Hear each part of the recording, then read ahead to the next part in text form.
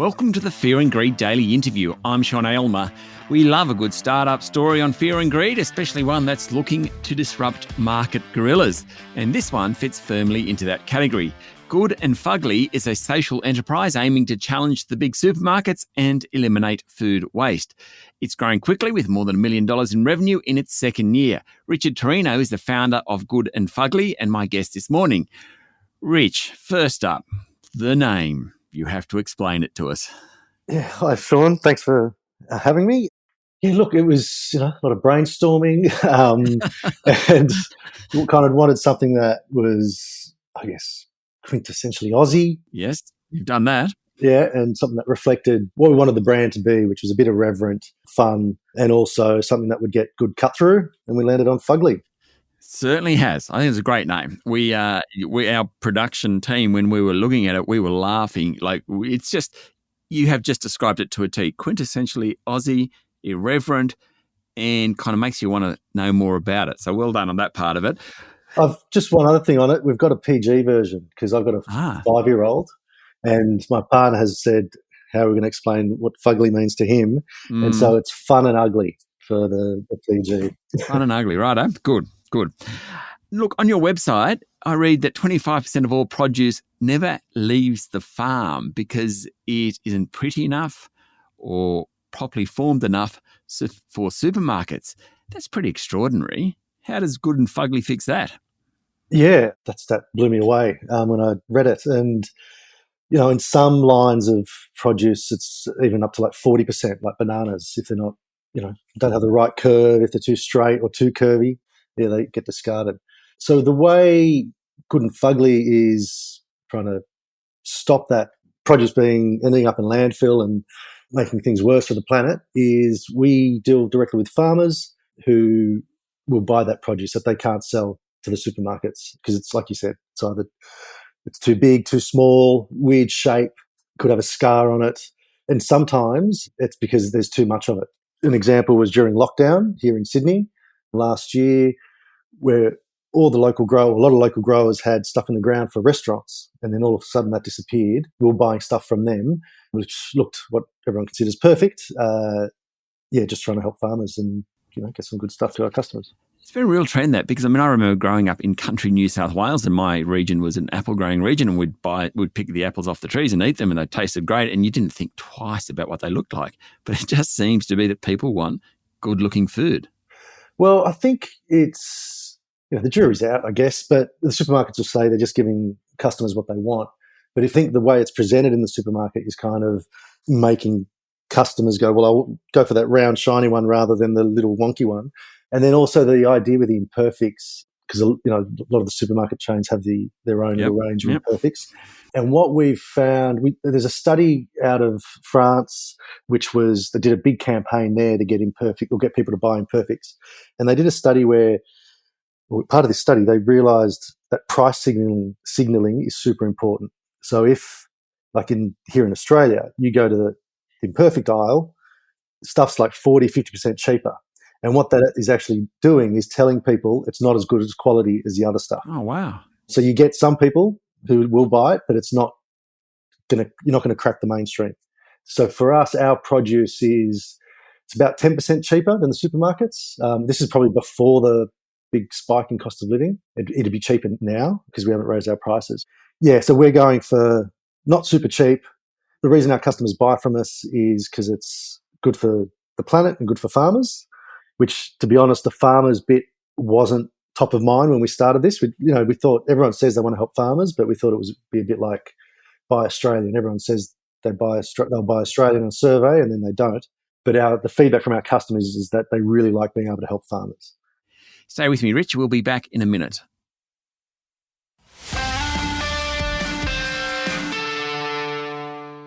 My guest this morning is Rich Tourino, founder of Good and Fugly.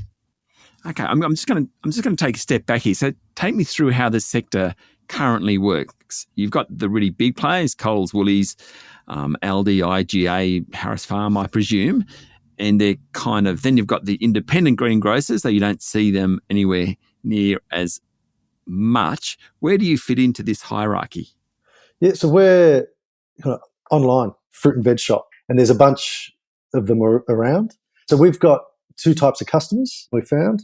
There are the customers who are used to getting fruit and veg boxes, but the majority of our customers are people who probably have never had a fruit and veg box before, and they're drawn to the purpose of the business and trying to reduce food waste. What we've found is because the way our model's set up, a lot of our stuff's kind of much fresher than you're going to get in a supermarket, and that's partly because some of our stuff's getting picked today that will be delivered tomorrow, whereas supermarkets, have stuff in storage for weeks. Okay, so you go online to goodandfugly.com.au, and the website itself is great because it's got these, I think there was a capsicum that I particularly liked, a red capsicum, which almost looks cute in a sense because it is imperfect. So you go, you sign up, you get started. You talk about your customers, but what sort of response have you had? We've been blown away by the response. So we started really small, just doing a few suburbs in Sydney, kind of just testing out the idea. So my background is I spent 12 years at Go Get Car Share, was kind of one of the earliest employees there, helped build it up from, I think there was 2,000 customers when I started, 160,000 when I left. And I put a lot of the stuff that I've learned into my own business. And one of the things is just start small and just go and kind of adapt. As in learn on the run sort of thing? Exactly, yeah. Okay. So where are you now? So now we're delivering to all of Sydney, all of Greater Sydney, and we're about to launch in Melbourne in the next few weeks. And where do you get the produce from? From the farmers, I get that, but are you going to markets to buy it, or are you going direct to the farmer? Yes. So the experience I have with farming is growing up with a big veggie patch that my dad had and would stink the place out every few months with manure. And if it was up to me, I'd be a farmer, but my partner's a city girl and, doesn't want to go. Damn it. Right. So I went down to, when I came up with the idea, I went down to Sydney markets and just started walking around talking to farmers, growers. And most of them didn't really give me the time of day, as in they didn't really understand why I'd want to buy the ugly stuff when they had this beautiful fresh stuff here that was super cheap. And eventually, a couple of brothers gave me the time of day and they sort of understood what I was trying to do and kind of started from there. Started really small, filling up it was a go-get car, and eventually that grew into vans and trucks. But yeah, so I was dealing direct with them. And then I also have an agent in the markets. So the way with the way we curate the boxes is at the moment, it's probably 50 to 60% Fugly and the rest isn't. And so what we're doing with the boxes is we want to make a really convenient, good box for a family or a couple. Especially when we started, if all we did was Fuglies, you'd end up with just a box full of undersized cauliflower. And so we started using this agent as a way to add those extra things and get us bananas from Queensland and things like that. We've established a really good working relationship, and they are actually my infrastructure. And what I mean by that is when I get a call from a grower down in Victoria, for example, in Swan Hill, and he tells me he's got all these nectarines that were damaged by hail, can I do something about it? And it's like, yep, I'll buy as much as I can. And most growers have these existing kind of networks and relationships with transport companies into all the fresh markets around the country. Yeah. So I just say to him, right, chuck the couple of pallets of the nectarines on there, send it to Sydney markets to my agent, who then kind of collects everything from all the growers, puts it on a truck, and then delivers it to me. And then we pack in the morning and deliver that afternoon. Okay, so you're in the process of an equity crowdfunding campaign, is that right? What's the response been like? Yeah, fantastic. The platform's called Birchal, and they told us that some of our numbers have been unprecedented, which we had almost 2,000 people express interest. And at the moment, we're at 350,000 raised so far and expecting to get close to 700 by the end of the campaign. And yeah, it's been great. And the idea, the mission of the business, the purpose of the business is really resonating with people, I think. So where will you be in 2 years, 5 years, 10 years, Rich? Well, our goal is to be a national brand. We expect to be in Melbourne and Brisbane by the end of this year. And then from there, kind of get all the capital cities within 2 years. 5 years, having started to shift the supermarkets a bit into starting to allow customers to buy Fuglies.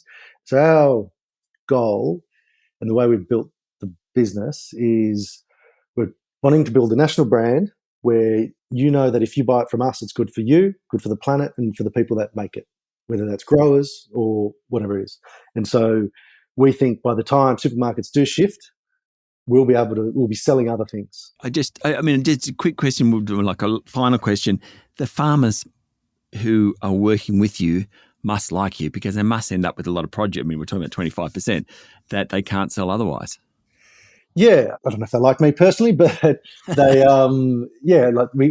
we've got good relationships. We've got a ginger farmer up in Tweed Valley or Tweed Heads, and they sell us their small pieces of ginger, which to me look exactly like you'd get in a supermarket. It's just the supermarkets won't take them unless they're a certain size, and it's ginger. Like, ginger's fugly anyway. It is fugly. That's true. Yeah, it's just ridiculous. We came up with the idea of creating a 1300 hotline. So it's 13000 Fugly, where farmers can just call us up, tell us, hey, they've got a whole bunch of whatever, and we'll do our best to take as much as we can. And from that, we've established a relationship with another business called Cornersmith, who have, I think it's like 3 cafes, and they're all about reducing food waste. And so they do pickles and jams and all kinds of stuff. And so we're working with them to provide them with extra fugly produce that would otherwise go to waste. Fantastic. Look, Rich, good luck with the equity raise and good luck with the business. It's great to talk to someone who has a purpose business and kind of cutting waste. I mean, I love that whole idea. So thank you for talking to Fear and Greed, Rich. Great. Thanks, Sean. That was Rich Tourino, founder of Good and Fugly, and we just found out that means fun and ugly, good and fun and ugly. Good and Fugly, go to the website. This is a Fear and Greed daily interview. Remember, you should get professional advice before making any investment decisions. Join us every morning for the full episode of Fear and Greed, Australia's most popular business podcast. I'm Sean Aylmer. Enjoy your day.